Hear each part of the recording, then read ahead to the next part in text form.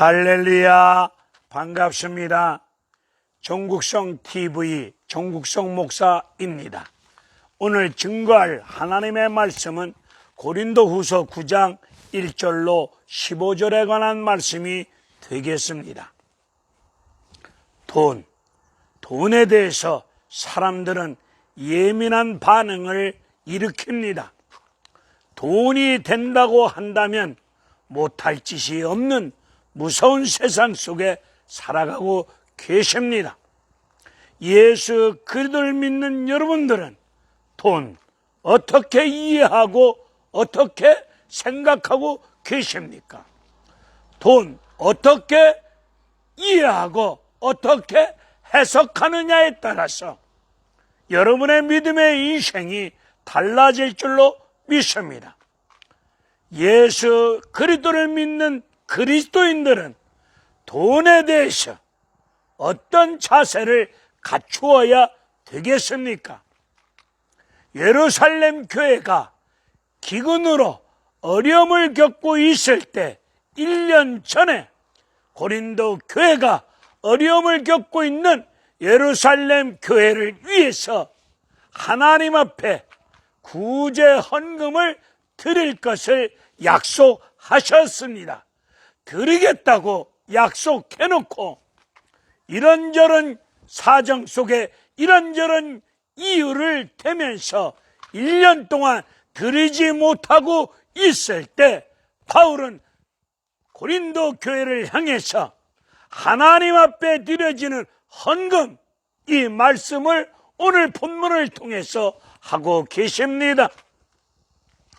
오늘 3절을 보게 되면은 고린도 교회에 헌금을 예루살렘 교회에 심부름을 할 디도와 다른 두 사람을 고린도 교회에 보낼 테니 이 헌금을 심부름할 디도가 고린도 교회에 도착하기 전에 하나님 앞에 드린다고 약속한 헌금을 기도하는 가운데 반드시 준비하였다가 드릴 것을 말씀하고 있습니다. 헌금을 심부름할 디도가 고린도 교회에 도착했을 때 그제서 아참 우리가 헌금하기로 했지, 그제서 떠들면서 준비 없이 허둥지둥 임한다면 하나님 앞에서 올바른 자세가 아님을 밝히면서 반드시 기도하는 가운데 준비하였다가 드릴 것을 부탁하고 있습니다. 하나님 앞에 드려지는 바른 헌금이란 반드시 기도하셔야 되고 그리고 준비하셔야 됩니다. 기도 없이 준비 없이 즉흥적으로 그때그때 기분 따라 계획 없이 임한다면 이것은 바른 헌금이 아닙니다. 오늘 9장 5절을 보게 되면 준비하였다가 드려지는 헌금이 참 연보임을 말씀하고 계십니다. 준비 없이 드려지는 헌금은 억지 헌금이라고 또한 말씀하고 계십니다. 참 연보라는 말씀을 뒤집어서 말씀을 드린다면 가짜 헌금도 있다는 이야기가 아니겠습니까? 가짜 헌금이란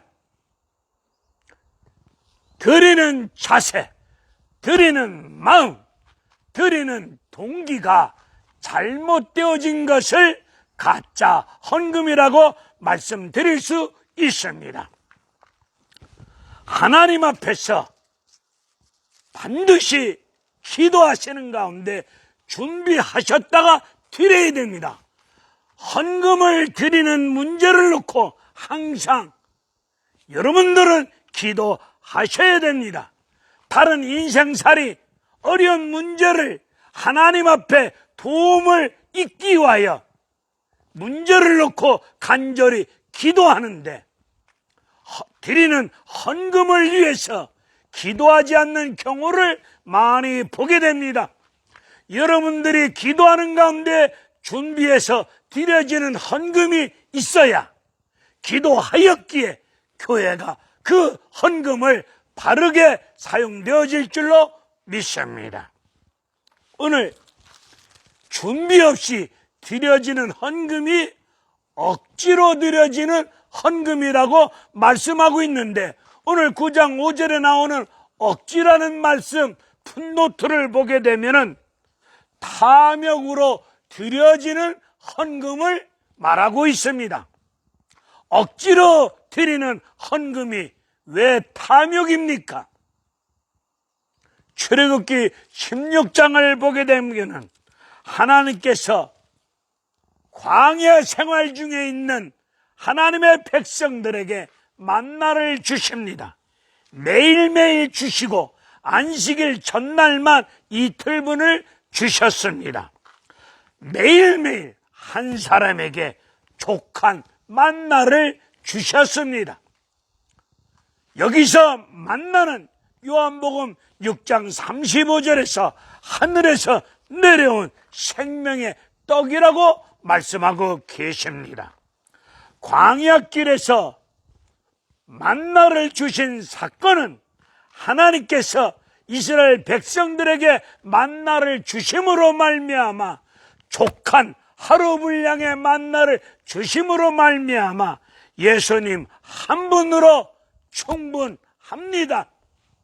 이 훈련이 거기에 있습니다. 우리도 헌금을 하나님 앞에 드림으로 말미암아 내 쓸 것이 부족하고 내 쓸 것이 없을 수도 있습니다. 그러나 내 쓸 것이 부족하고 없지만은 하나님 한 분으로 나는 충분합니다. 예수님의 은혜로 충분합니다. 이런 신앙 고백이 헌금 드리는 행위 속에 있는 것입니다. 고린도후서 8장 2절로 3절을 보게 되면은 마게도냐 교인들은 많은 환난, 시련, 극심한 가난 속에서도 하나님 앞에 헌금을 기쁨으로 즐겁게 힘에 지나칠 정도로 자원하는 심령으로 하나님 앞에 감사함으로 헌금을 드렸습니다. 마게도냐 교인들 극심한 가난 속에 많은 환난 속에 있었지만 그들은 예수 그리스도의 은혜를 알았기에, 예수님 은혜 속에 있었기에 예수님 은혜 속에 충분합니다. 예수님 은혜로 족합니다. 이런 믿음의 자세가 있었기에 그들은 가난 속에서도 힘에 지나칠 정도로 기쁨으로 하나님 앞에 귀한 예물을 드렸음을 고린도 교인들에게, 마게도냐 교인들의 드리는 헌금 생활을 소개하면서 약속한 헌금을 드릴 것을 권면하고 있습니다. 오늘 9장 7절을 보게 되면 많이 내는 자를 하나님은 사랑한다고 말씀하지 아니하고 즐겨내는 자를 하나님이 사랑한다고 말씀하고 계십니다. 즐겨낸다는 말씀의 뜻이 뭡니까? 하나님 앞에 즐겨 예물을 드리는 자들은 하나님을 사랑하는 믿음의 중심이, 믿음의 마음이 있다는 뜻이겠지요. 누가복음 19장 6절을 보게 되면은 삭개오는 예수님을 즐겁게 영접합니다. 그리고 하나님을 통해서 구원의 은혜를 입은 삭개오는 그 구원의 은혜를 알았기에 하나님을 사랑하는 심령을 가지고 재산의 반을 가지고 가난한 자를 돕겠노라고 그는 신앙을 고백하고 있습니다. 인간이다 보니 우리가 드려지는 헌금이 인색할 경우가 있습니다. 내 마음속에 인색한 마음이 있으면 바로 내 마음이 탐욕 가운데 있다는 것입니다. 여기서 탐심, 탐욕이란 내 믿음 인생 삶 속에 예수님 한 분으로 충분하지 못하다는 생각과 내 생활 태도가 탐심이고 탐욕이라는 것입니다. 예수님은 우리의 신랑이십니다. 신랑 대신 예수님 한 분으로 족하지 못하고 있다면, 그런 생각 속에 그런 생활 태도를 가지고 있다면 예수님 신랑을 버리고 영적 간음자가 되는 것입니다. 예수님 신랑 한 분으로 충분하지 못하다는 생각과 생활 속에 있다면 바로 예수님을 영적으로 간음하는 것이 되고, 그것이 탐욕입니다. 골로새서 3장 5절을 보게 되면 탐욕은 우상 숭배라고 말씀하고 있습니다. 왜 우상 숭배입니까? 예수님을 믿고 의지하고 예수님을 한 분으로 충분하지 못하다고 생각하고 있으니, 영적 간음 속에 있으니 이것이 우상이 아니겠습니까? 오늘 우리는 하나님 앞에서 헌금을 드릴 때 그 헌금 드리는 행위를 통해서 우리는 예수님 한 분으로 나는 족합니다. 헌금을 드리고 남으로 내 쓸 것이 부족하고 없으므로 불편한 생활이 있다 할지라도 예수님 한 분으로 나는 충분합니다. 예수님 은혜 속에 나는 족한 은혜 속에 생활하고 있습니다. 예수님 한 분으로 충분합니다. 이 훈련 속에 신앙 고백이 되는 것입니다. 헌금을 드림으로. 오늘 9장 6절을 보게 되면은 적게 심은 자는 적게 거두고 많이 심는 자는 많이 거둔다. 여기서 적게 심는다는 뜻은 인색하다는 뜻이고, 많이 심는 자는, 여기 많이라고 하는 말씀을 풋노트를 보게 되면은 복이라는 뜻입니다. 많이 심는 자는 복을 심는 것입니다. 여기서 말씀하는 복은 물질 얘기가 아닙니다. 출애굽기 16장 18절을 보게 되면 만나를 많이 거둔 자도 남는 것이 없고 적게 거둔 자도 부족함이 없었다고 합니다. 하루하루 내려진 만나로 충분하였습니다. 이것이 복이 아니겠습니까?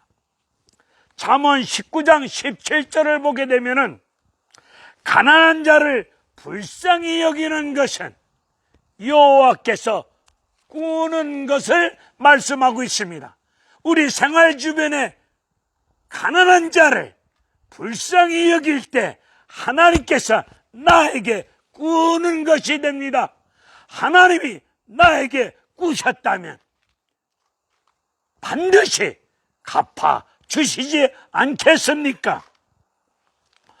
우리는 여기 오늘 본문을 보게 되면 헌금 드리는 것을 심는다는 말씀을 하고 있습니다. 심는다는 것은 농부가 씨를 심는 표현 아니겠습니까? 헌금을 드리는 것을 심는다고 말씀하고 있습니다. 농부는 아무리 배가 고파도, 농부의 자식이 배가 고파서 징징대며 밥을 달라고 졸라대도 농부는 종자 씨를 먹지 않습니다. 왜 먹지 않습니까? 심어야 거둘 수 있기 때문입니다. 이런 정신, 이런 중심, 이런 자세로 헌금을 드려야 된다는 것이 아니겠습니까?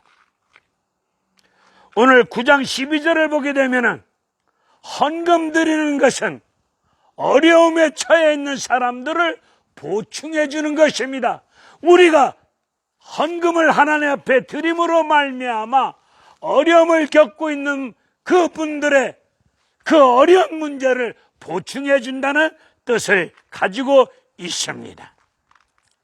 그리고 11절에서 연보를 하나님 앞에 연보를 드릴 때, 헌금을 할 때 후하게 드리라고 말씀하고 있습니다. 여기서 하나님 앞에 헌금을 후하게 드리라는 말씀의 뜻은 순수하게, 신실하게, 따지지 말고, 조건 걸지 말고, 단순하게 한 마음을 가지고, 예수님 마음을 가지고 드리라는 뜻입니다.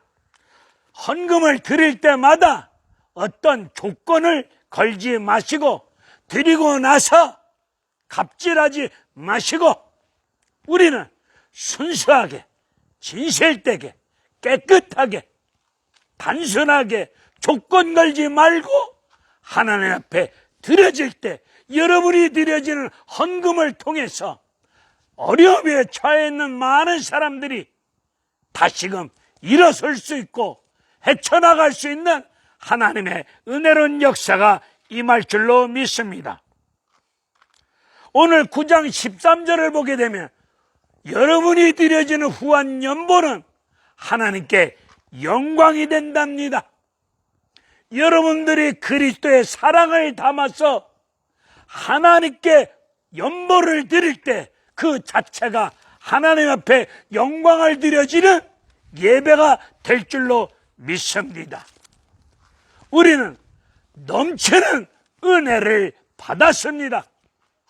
내 생활이 월세방에 있는 가운데 생활이 곤고하고 돈이 없으므로 어려움에 있을 때 나는 하나님으로부터 넘치는 은혜를 받지 아니한 것처럼 생각을 합니다.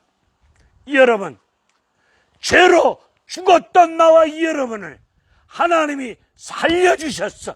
생명을 주셨어. 이것이 넘치는 은혜가 아니겠습니까?